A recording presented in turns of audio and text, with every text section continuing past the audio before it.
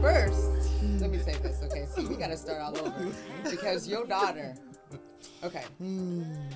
Okay, so thank you, everybody, for tuning in to What is a Little Girl Supposed to Do? And my name is LaShanti Turner, a.k.a. Lala LT, Mrs. T. And I know a lot of times I do a lot of jabbering. I do a lot of talking. I think sometimes people, they be thinking to themselves, they be like, ooh, is Shanti okay? I mean, sometimes she be a little off the wall when she be saying certain things. Like, I mean, are you guys sure Shanti's okay? She cool? Then I get a lot of, people, praying people. Oh man, we gotta pray for her. You know what I mean? She was kind of talking. So I know a lot of times people be thinking that there's a couple scruples, right? And so there's a lot of times I don't necessarily express, but see, this is one of these times that everybody gets to see and experience for themselves how things, how people, how energies, how connections, and you just can't stop it and it just happens. That's where we at. And that's today. Today is the day that you are going to experience, you are going to hear, and I don't even fully know. I've only gotten snippets. Okay, snippets of what is going to transpire today. Okay, so we all know that sometimes, LaShanti, I might not be the friendliest necessarily to people that I don't necessarily know. It's just because I'm just trying to figure everybody out. I'm just trying to figure everybody out. I'm trying to calm my sensories and what I feel and what it is. And it's like my cousin said, and here she said, they are in a wilderness. Hey, that's a part about Life University. We are living in the wilderness, and there's so many things that's going on around us. And a lot of times when people have been through some things, when we be gone, when we done been through some things, sometimes it feels like we've been living in a mental battlefield, danger-filled battlefield. And so sometimes when you've gone through stuff, when you've been in traumatic situations, it makes you paranoid about people, about places, about things. And I'm not justifying it because I know that there's probably a lot of people on here, a lot of people that's going to watch that I've been that person, that I've gone down that mental thread and I've said how I feel and I'm sensing this and I'm kind of urgent and And so I'm saying all that to say today, thank you so much for tuning in to the podcast, to What is a Little Girl Supposed to Do. Thank you for watching our Facebook Live. Things are happening. I want to say we are on podcast 36. We're on podcast 36. And a lot of the podcast 36 has been the determination from my mother, because there's a lot of times that I'd be like, I don't want to. And I can't deal, and there be sometimes I'll be like, hey, I can't deal with the energies that's going on outside. It's too much for me. It's too much going on outside. I want to stay inside my house all day. I feel like that is the safest place for myself. When they say that it's the hardest thing is to get outside your house. That's what this older man said. Oh. He said that was the hardest thing for people to do is to walk out their front door. And if you really think about it, that is a true statement. Wow. You get locked up in that house. Hey. And you don't know how to open that front door and walk out the door. It's a comfort zone. The comfort zone. The comfort zone. And that's when I would tell my mom, I'm like, Mom, but see, for myself, I would be okay with being inside the house all day long. That's safe for myself. It's safe for myself there. Yes. I mean, when I go outside, I got to deal with so much stuff. And for the most part, I mean, I know when people be like, dang, because I tell my mom, I'm like, there's some people that are going to feel her and not feel me. There's some people, for the most part, they feel like my mom is sweet as pie. And they think they think her daughter she be tripping. No. Yes, they do. It's okay. Oh, okay. It's all good. All right. I can feel that. It's all good. And because I know that my thing is that I know that I'm reading you. I know that I'm dissecting anybody that I'm around. And I don't know. I need to learn if it's because of the traumatic experiences that I've had in my life. If that's the reason why I dissect people as much as they do. And then I don't want to I feel like I want to choose who I have in my space. Yes. Right? That I have to choose because I'm learning that people's energies, right? The things that people have gone through in their life are things that they've experienced before they got to me. Those are energies that are now I'm going to have to deal with myself just because of the person that I've learned that I am. I've heard that I am empath. Actually, I've been to the doctor, different doctors, because when they said that it was empath, I didn't know what empath was. And so I was like, ooh, empath sound like a diagnosis, and that sound like a medication that they gonna want me to take. And you know what I mean? Yes. And I'm being honest because I've come from a family I've lived with my mother, and she was diagnosed paranoid schizophrenic. And so my mom was on medication, Haldol, Perlixium. So if I'm the child of a woman that was diagnosed with a mental illness and she's taken the medicine, I'm her child. I remember all of the things that the medicine made my mom do. I remember all the things that the medicine made my mom say. You know what I mean? I remember my mom's eyes being rolled up. I don't even understand how my mom was able to drive, but my mom's eyes was all the way back to her head. You couldn't even really see her pupil. It was just her white part. Like to the point that I was looking around like, what is she looking at? And it was the medication that my mom was on. Wow. Okay, I ain't gonna worry about it. You know what I mean? So I seen my mom go through those manic or those traumatic times where she was violent and she's done, you know what I mean? And so I just want to thank you because I know today is going to be a good reason why people are going to have a good understanding on we don't never know. We'll start in 2 minutes. Okay. 2 minutes. We don't never know what people have gone through. We don't never know what people are experiencing ever. And we should never. I always. Let me roll this real quick. Since this is her first time here, we just need to let her know how things roll. Go ahead. So what we're gonna do, she will introduce the show, and then she'll introduce you, and then you'll be able to speak about what you want to speak about your past, or just give us a slight bio, so then we'll start our conversation. Okay. So it's starting now. Oh, okay. Well, thank you so much for tuning in, everybody. Thank you for tuning in to our Facebook Live. I am here today with my mother, which is Belinda Olive Beltran, and also I need to look at your name because I do not want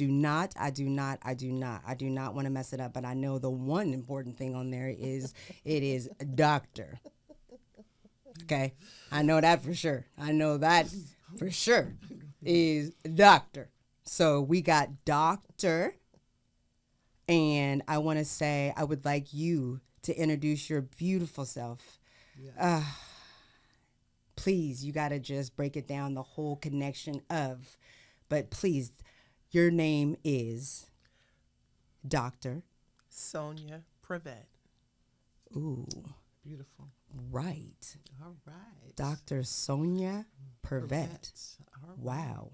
Yes. All right. Okay. And thank you very much, Sonya, for being our guest today. We are just so thrilled and so amazed at your test and your testimony that you're going to share with us today. Yes. And just bring it on, sister. Okay. Well, I am originally from Philadelphia, Pennsylvania. Moved here March of 2020. And when I moved here, I had no clue that I had family here. Beautiful. So this is a awesome and a beautiful time to be able to spend with my lovely family. Yes. And it's just, I never take anything for granted. So it's an honor for me to be here with y'all, and it's truly a blessing. Some things about myself, I have 3 children. They're all grown. Okay. They back on the East Coast, and one is from Philadelphia. The other one lives in New Jersey, and the other one is in Delaware. All right. So when the Lord told me to come here, I had to sacrifice, my children, sacrifice family on the other side. But it was a big adjustment to get here. Yes. One thing you have to do is do what God tell you to do, because if not, he will shake things up, and that's what he did with me. He shook everything up. He said, "You getting out of here," whether you like it or not. I had a 3-bedroom home. It was paid in full. And I thought I had everything going on, but God said, "No, you got to go. It is time." So I came here through faith. Beautiful. So, I'm my childhood was very abusive. Really? Very abusive. Man. I'm 1 out of 3 children. My brother was about 1.5 years older than me, and he died from walking pneumonia. Wow. And I was told that he was neglected. So, unfortunately, he died before me, and then it was me, and then my sister. Okay. All right. Some things are kind of, some things you just don't remember. For some reason, I have no memory past a certain age. I just remember around the time I was abused.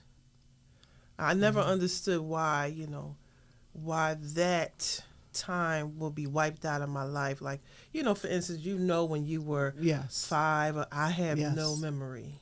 Wow. But I remember, growing up in that house. It was very dark. We were a Christian family. We went to church. I was on the usher board as a child, and I served. My father was in the choir, but we still was being abused anyway. We was still under the word of God. That didn't do anything. So you was being abused by whom? My father. Oh, your father. Yes. Wow. Was he beating you or what? It was physical abuse, but I truly believe that I was molested by him at a young age. Man. Because I had the symptoms. Whenever I was in the home, I felt violated in my body. I couldn't explain it. Yes. And I felt that way for many, many years. I just could not put my pinpoint on it. But all I know that an apostle in the church one day, she said to me, she said, something happened to you when you was 5. Wow. She never said anything after that. So, of course, me being a Christian, I prayed because I had a good relationship with God. I would be on my knees all the time. Yes.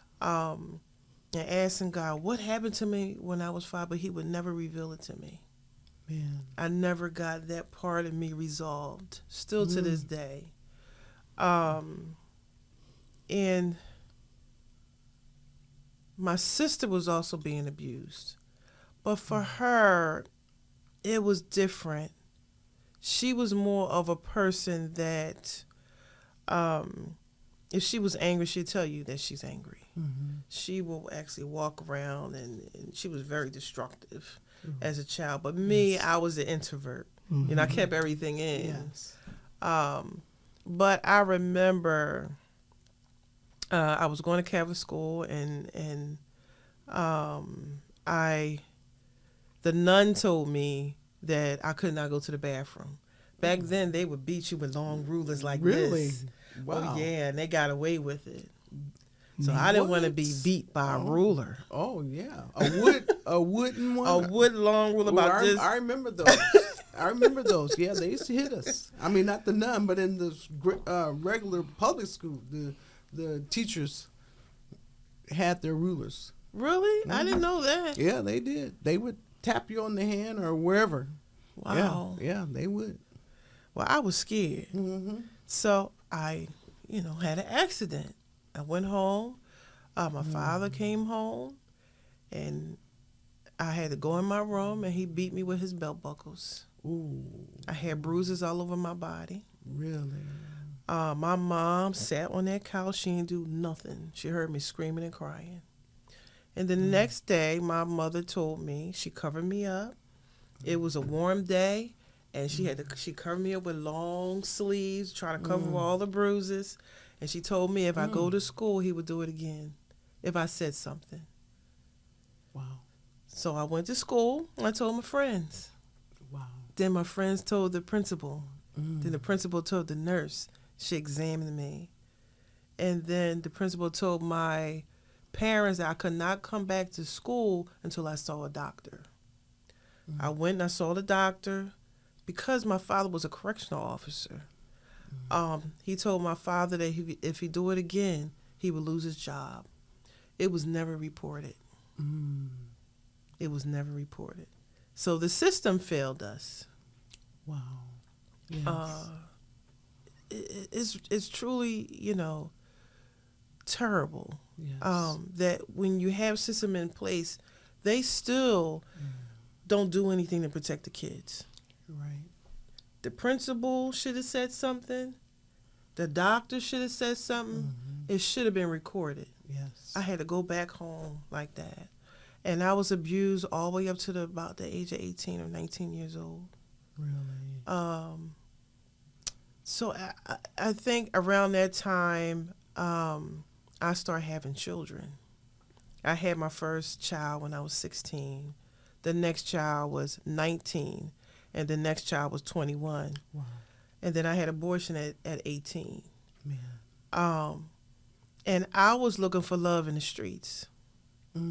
Because I wasn't getting in my family. I wasn't Yes. getting, Yes. I mean, what do a child do? Yes. They go outside. You're right.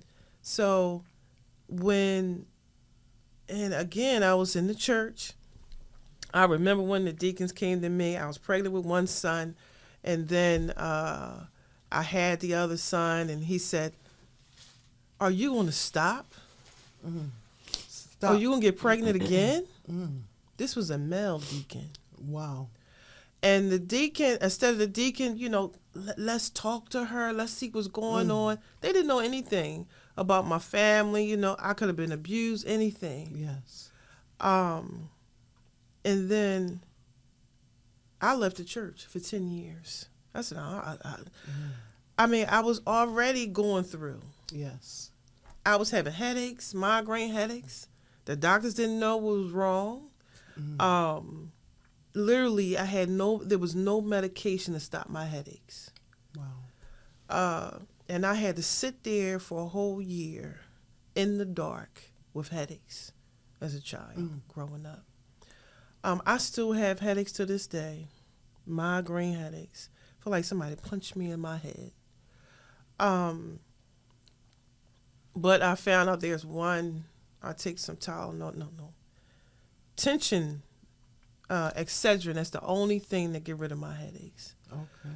But, all that trauma, all the things that I faced, and then, of course, I was judged by the church, judged by people because I had little babies, and I was not married. Okay. As a single young girl, and nobody cared about anything about me. Everything was a secret.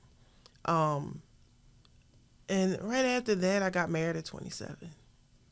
Okay. I was young. Yes. I didn't know no better. And I was broken then, and I never got help.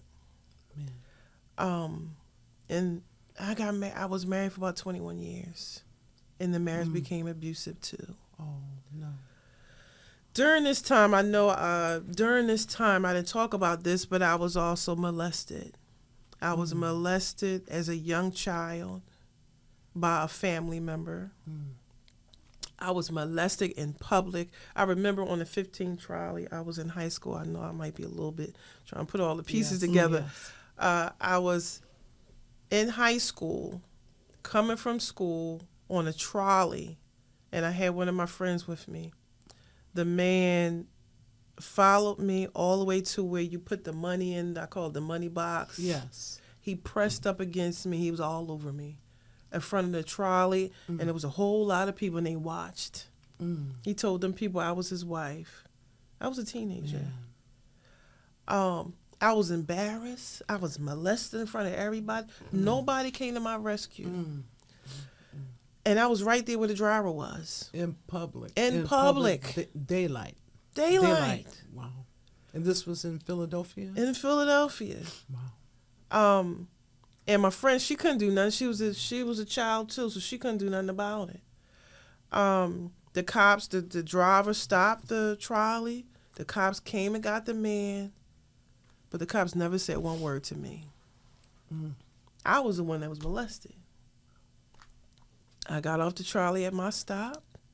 My friend, she walked me home, and she told my father. My father didn't say one word. He didn't care. Wow. Again, the system failed me. Yes. The cops should have said something to me, should have talked to me, and maybe they could have called my parents, told my parents, that's the proper order that you're supposed to do. Man. But that never happened.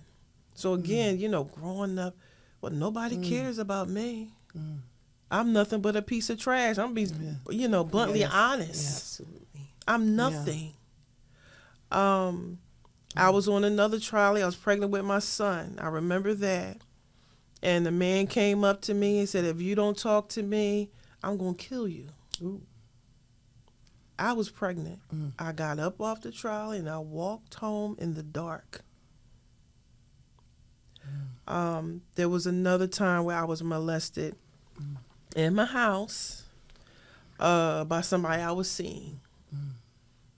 He had me on the floor. I got up. I grabbed a butcher knife because I was going to get him. And he ran out my house. Man. The family friend that I was molested, even my family on the East Coast, they don't even know this. Man. It was in a van outside my aunt's house. He got on top of me. I was fighting. And while my male cousins saw this, and they didn't do nothing. For our senior prom, I was forced to go to senior prom with my cousin that molested me. What? Ain't that something? Who forced him to? My mother and his mother had us both go to my senior prom. I hated it. Man. Because he's molested me. Yeah. Wow. And he know he molested me. He's dead the day he committed suicide. Wow. But these are the things that I sat and I didn't discuss with nobody. I didn't talk to nobody about it. Man. And then even in the marriage that I went into, it became abusive. It was also abusive spiritually because he was a preacher just like how I was. You take the word of God and you can take that word of God and you can beat somebody up with the word of God. Yes. Man. So I was being spiritually abused where he used to put stuff on the walls, the scriptures on the walls, and use it against me. And he talked about the Jezebel spirit and all this other mess against me. Now, was he older than you? He was 7 years older than me. Okay. And then going through that, so you got the physical abuse, you got the psychological abuse, you got the mental abuse, you got the spiritual abuse. Man. It's all abuse. Yes. Wow. So now, I'm a preacher. And this goes on in church. Man. With the couples in the church. They don't want to talk about it. Yes. But it goes on all the time. Man. Behind closed doors, because you never know what goes on behind closed doors. You're right. But nobody knew. It was swept under the rug once again. I'm trying to keep it together. I'm trying to hold, I'm dying on the inside. I've been dying on the inside for years. Man. And then that marriage, we're now divorced now. The Lord told me, you gotta let it go. And I let it go. I filed for divorce in 2018. And I said, Lord, well, how that's gonna look? I'm a preacher. Man. How that's gonna look? Yes. They gonna say something about that. Yes. Well, I found out I was a people pleaser. The Lord said, you a people pleaser. I said, what you mean? He said, because you trying to please them instead of pleasing me. Yes. Man. And I found out that I was, but I let it go. I thank God I let it go. We had a church and everything. Man. And so how did the congregation deal with it? Or how did they deal with it? The church never really manifested like it should be because it was a mess in the beginning. God never called the marriage. We put it together. And that's another thing. People get married for all the wrong reasons. And I got married at a young girl, at 27. I already had 3 kids. He already had children. We had a blended family. And then I became a grandmother at a young age because he was 7 years older than me. It was just a mess. But I tried to keep it all together, It didn't work out. I have learned from my mistakes, from all the things that I've been through. And it's funny, when God sent me here, this is my place of refuge. This is my healing place. Man. When I got here, I thought that I was going to have a heart attack. I was on the verge of having a heart attack. Wow. Because of all the stuff that was in me. Yes. I could not, I didn't know how to deal with it, Because I'm a preacher, I thought I didn't need no counseling. That's the worst thing you can do. Yes. Man. I never got counseling throughout all the years of my trauma. But the Lord sent me a beautiful counselor. I'm in therapy. She's a pastor. But the Lord said, I don't want you to be counseled through the church. I want you to be counseled through a counseling center with a real counselor. Yes. So I have a Christian counselor, but it's through a counseling center. Yes. But she's a pastor. Yes. So she understands me spiritually. She understands me because of the pastor inside. She understands me as a woman. Yes. She understands because she's divorced. She also understands me because she's been abused. Man. It's a beautiful thing. Yes, you're right. And then I found that I had CPTSD. CPTSD. Yes. Now, what is CPTSD? CPTSD. That just remind me. I used to do medical billing, and we used to use the book. It was CPT. It showed us the diagnosis codes and all that other stuff. So now, CPTSD. What is CPTSD?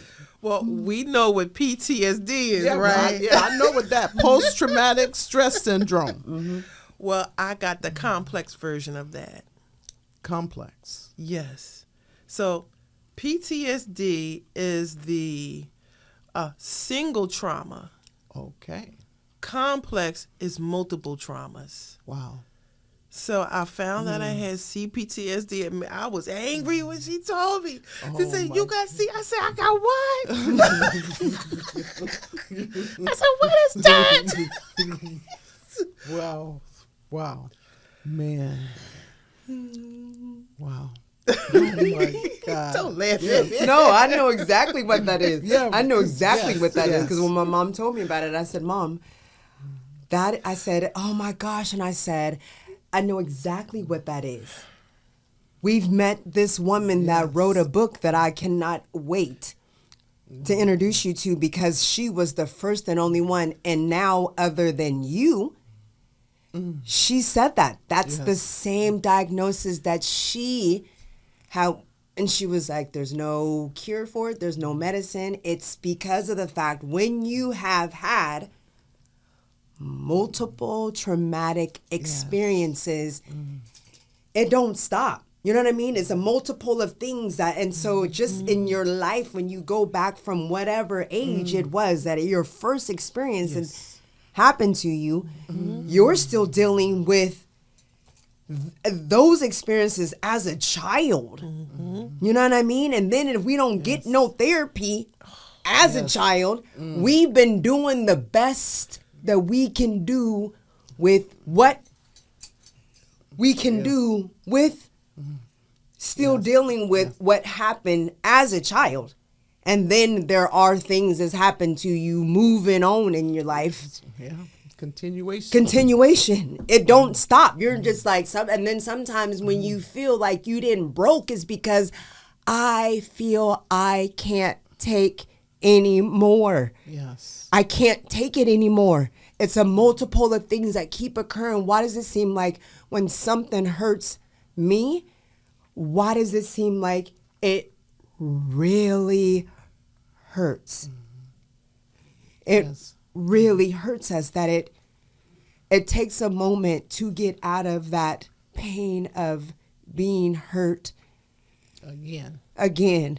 You know what I mean? And then sometimes you find yourself like, dang, okay, so I'm trying to figure out which one is worse. Would I prefer somebody hitting me, or would I prefer somebody breaking my heart? That's crazy to even have to even sift. Yes. But being lied to and having your heart broken and being betrayed. I heard you say that you were a pastor or are a pastor. And I would just assume, because we do that, like you said, like I know that people that go to church, we would expect that that's the safe haven place. Yes. You're right.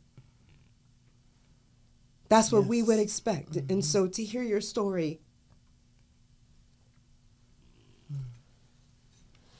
Yes.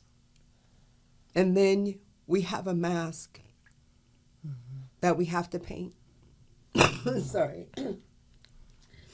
There's a mask that we learn how to decorate it so very well. If we have to go outside, we got to put that mask on, and we got to smile, and we got to present. I can only imagine. Man.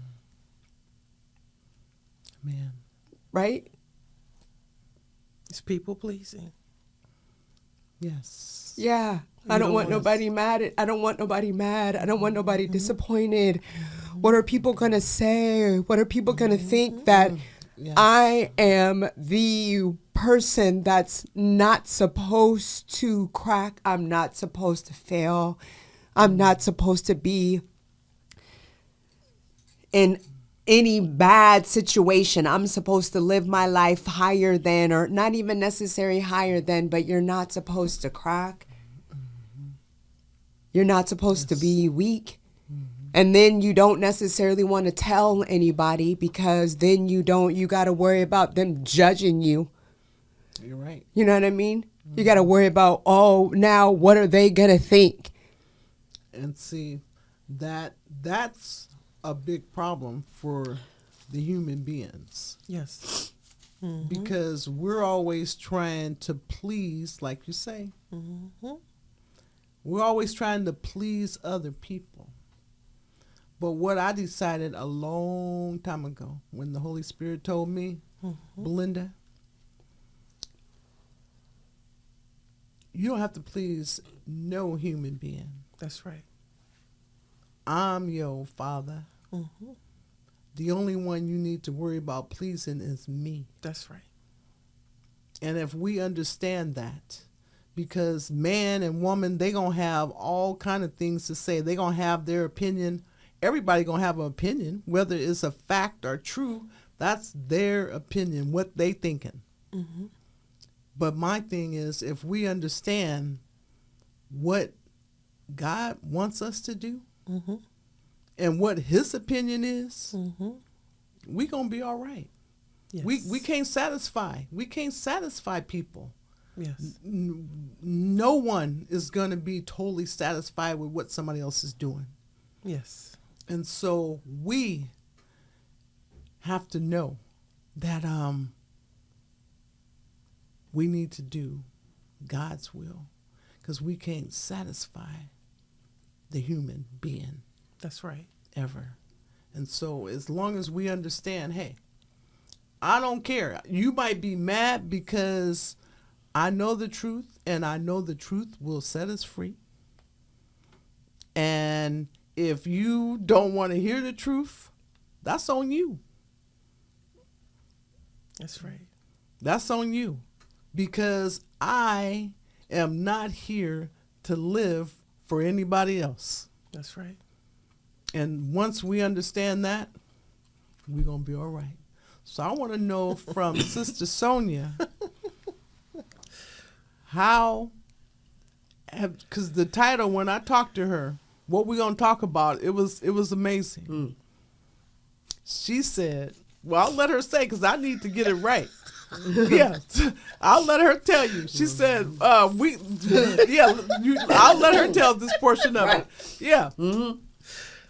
Overcoming obstacles. Ooh. Yes. Yes. Overcoming obstacles. Oh my goodness. Overcoming obstacles. Oh my gosh. And look at the obstacles that all three of us women then overcame, and we're still overcoming. Yes. Speaking of overcoming obstacles. Okay, wait. Okay, hold it. Okay. I'm not gonna let this get skimmed over though. Okay. She is here in Portland, Oregon. She didn't know that she had any family here. She You're just right. happened to show up Yep. here you just happened to show up. Well, God directed her here. Right, Yes. right. But I'm saying, okay, so then that means she got a voice, she got an intuition, and she was not hard-headed, and she followed, right? She followed Yeah. the instructions, and she Yes. and she's here Yep. in Portland, Oregon. And you are an author of how many books? 15. See what I mean? Yeah. Hey. Hey. Overcoming obstacles. Yeah. She's an author to 15 books. Yeah. Overcoming obstacles. Yes. Hey. Mm-hmm. Hey. And then you didn't land it here in Portland, Oregon. And then, hey, she is my cousin, you guys. Not because she's cool with a family member friend. It's not. She is my cousin. We share the same DNA. Listen. Oh my! And you were here in Portland, Oregon. Wow. We needed Yes. a pastor. We needed a preacher. We needed a woman. We needed a person. We needed, man. I'm going to say I needed, because I am not the softest person. I needed someone that has gone through exactly what you've gone through. I needed someone like you, for someone to be able to understand someone like me. Wow. And it's only because when people say Yeah. you my connect with people that have been through something, I needed someone that had really gone through Man. some stuff where their knees has been scarred. I needed that. I needed you, because you were going to help me relieve all of my sanity so I can help someone else. That's right.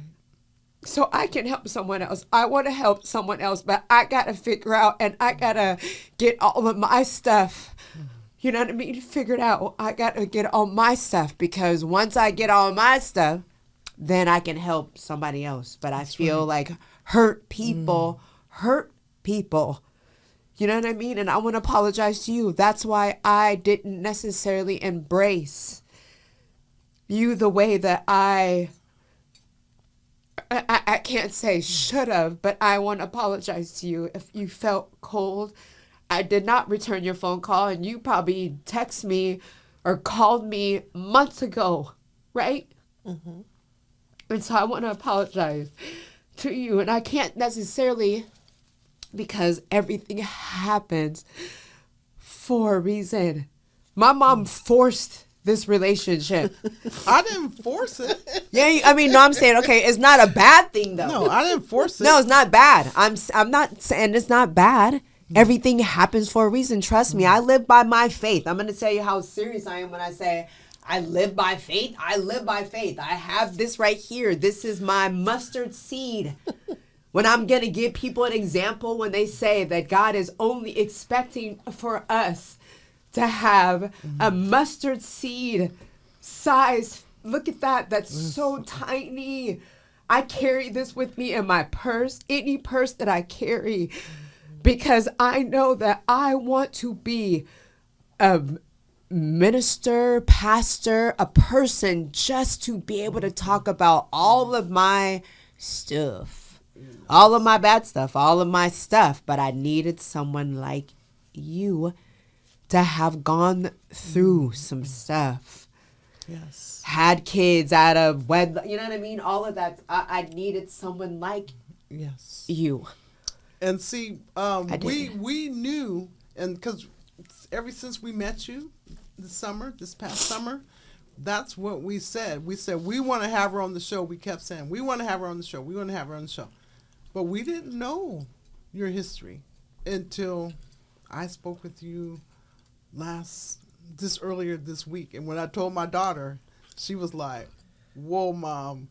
And so, my mom just got back from Texas just the other day. Yeah. She was gone for 2 weeks. And then she was like, we got the podcast. I got a hot topic. I was like, okay, what's the hot topic? And then she was, rest in peace, rest in peace, rest in peace. Miss Robinson. Yes. I want to say Shaquila. Yes. Robinson, rest in peace. And so my mom wanted to speak about that experience, about that, those hurt, that traumatic situation that's happening right now amongst her family. And then I was like, okay, I can talk about that. I could talk about that. I can get into that. And then she said, and then also we got a guest. And then I said, okay. And then I was like, so who's the guest? And then she said, well, the guest is it's your cousin Sonya. And I was like, oh, okay. And then when she just came in, it was quick as far as like, she's going to come on the show. She's dealing, we're going to talk about her books. We're going to talk about her experience, but she's had some experiences that went on. And then she said the PTSD. Right. And I was like, no way. I was like, she know about that? She was like, she got it. I was like, Mom, that's the same thing as that lady in the book. And I was like, And then I was like, because my mom, she knew she had to give me all that stuff about you, because I'd have been like, okay, well, so cousin Sonya, I don't know cousin Sonya though. And so that don't necessarily mean that we need cousin Sonya at the podcast. I just got you here. Now you telling me I got to deal with another woman? Hold on a minute. Mom. Wait. Right. Don't be inviting people to my space. You know what I mean? You got to give me time. Now, you know what I mean? You got to give me time to... Yes. I got to read the person. You got to give me time, because I'm in my close space with you.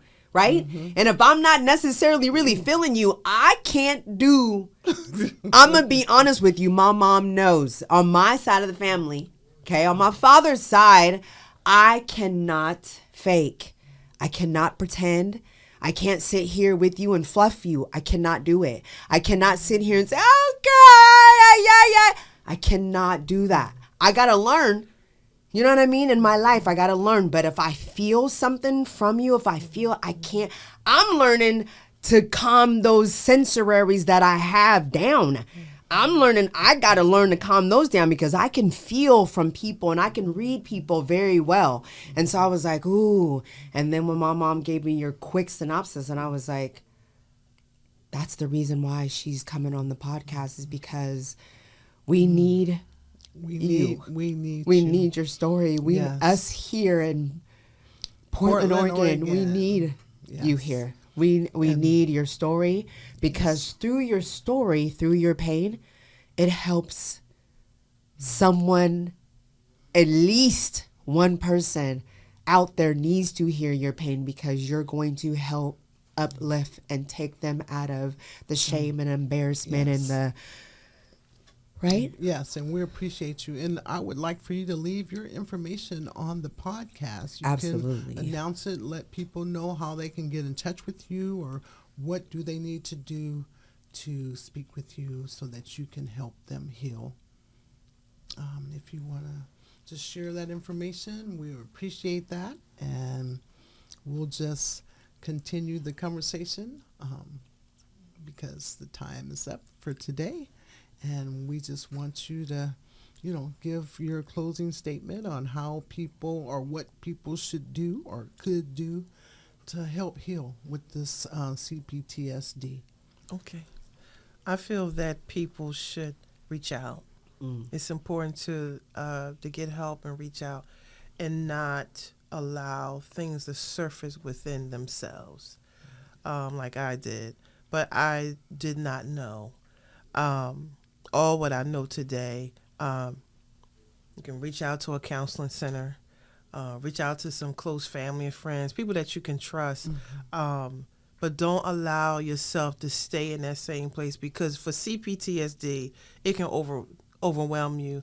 You can wind up having heart attacks or high blood pressure from all the stress and pain that you that's going on inside you. It's important to get help. Yes. To reach me, you can go on my website. It's EF Ministries, it's plural, ministries7.wix.com/ELLC. But again, it's EF Ministries 7.wix.com/ELLC. That is my business, Extreme Faith Kingdom Enterprises LLC. Or you can reach me, you can send me an email, Walking on Water International @gmail.com. So it's Walking on Water International @gmail.com is my other email. All right. Thank you. Thank you. Thank Yes. you. Thank you. Thank you. Right. Yes. And we want to thank you so much, LaShante, my daughter, my beautiful daughter, and my cousin, Sonya. We appreciate you and the knowledge that you have, and you sharing your test and your testimony. Yes. And we want the world to know you can overcome your obstacles. Yes. That's what we want the world to know. You're not alone. Yes. Reach out to Yes. someone that you love, that you trust, and talk about it. Get some help. Yes. So important. Thank you for tuning in. Thank you for tuning in. Thank you so much, you guys, for tuning in to What is a Little Girl Supposed to Do? Thank you for listening in through your speakers, through your ears. Thank you for tuning in, and we would like you to leave any comments, any questions, any concerns. You know that we are here to spread all message, the joy, the love, and look forward to Mrs. B's chocolate chip cookies. Look forward to Mrs. B's cookies and things, because it's going to be cookies, and we going to do some meals and soups and some all of that. So thank you so much. Till next time.